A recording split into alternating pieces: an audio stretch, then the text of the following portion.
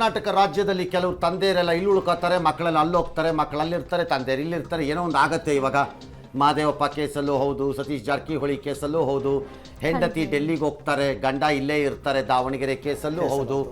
ಈ ರೀತಿ ಕೇಸ್ಗಳಿದೆ ಈಗ ನಮ್ಮಲ್ಲಿ. ವಿಜಯಪುರದಲ್ಲಿ ರಮೇಶ್ ಜಿಗಜಿಣಗಿ ಗೆದ್ದಿದ್ದಾರೆ.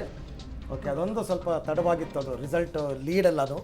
ಈಗ ಫೈನಲಿ ರಿಸಲ್ಟ್ ಡಿಕ್ಲೇರ್ ಆಗಿದೆ. ರಮೇಶ್ ಜಿಗಜಿಣಗಿ ಇದು ರೆಕಾರ್ಡ್ ವಿನ್ನಿಂಗ್ ಇದು ಈ ವಯಸ್ಸಲ್ಲಿ ಅವ್ರಿಗೆ ಭಾಳ ಇತ್ತು. ಹಾಗಾಗಿ 3 ಶಾಸಕರೀಗ ಸಂಸತ್ತನ್ನು ಪ್ರವೇಶ ಮಾಡ್ತಿರೋದ್ರಿಂದ ರಾಜ್ಯದಲ್ಲಿ 3 ಚುನಾವಣೆಗಳು ಕೂಡ ನಡೀಲೇಬೇಕಾಗತ್ತೆ. ಬೇರೆ ದಾರಿ ಇಲ್ಲ. ದಟ್ಸ್ ಓಕೆ, ಬಿಕಾಸ್ ನಡೆದ್ರು ಅಷ್ಟೇ, ಸೋತರು ಗೆದ್ರು ಎಲ್ಲ, ಸರ್ಕಾರಕ್ಕೇನು ದೊಡ್ಡ ಬದಲಾವಣೆ ಆಗಲ್ಲ. ಇಲ್ಲಿರೋರು 130 ಚಿಲ್ಲರೆ ಇರೋದ್ರಿಂದ ಅದೇನು ದೊಡ್ಡ ಬದಲಾವಣೆ ಏನು ಆಗುವುದಿಲ್ಲ. All right, we will go back again. ವಾಪಸ್ಸು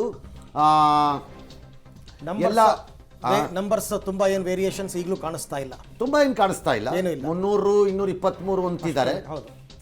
ಅದಲ್ಲೇ ಇದ್ದಂಗೆ ಇದೆ. ನನಗೆ ಭಾಳ ಇಂಪಾರ್ಟೆಂಟಾಗಿ ನಂಬರ್ ಕಾಣಿಸ್ಬೇಕಾಗಿರೋದು ಉತ್ತರ ಪ್ರದೇಶದಲ್ಲಿ ಏರುಪೇರು ಹೆರಾಪೇರು ಏನಾರು ಆಗ್ತಿದೆಯಾ ಆಗ್ತಿಲ್ವಾ, ಅದು ಹೇಗಿದೆಯೋ ಹಾಗೆ ನಿಂತ್ಕೊಂಡಿದೆಯಾ, ಅದಷ್ಟೇ ಗೊತ್ತಾಗ್ಬೇಕು ನಮ್ಗಾಗಿರೋದು. ಉಳಿದಂತೆ ಎಲ್ಲ ದೊಡ್ಡ ವ್ಯತ್ಯಾಸಗಳು ಯಾವುದೂ ಆಗದಂಗೆ ಕಾಣಿಸ್ತಾ ಇಲ್ಲ ಎಲ್ಲೂವೆ.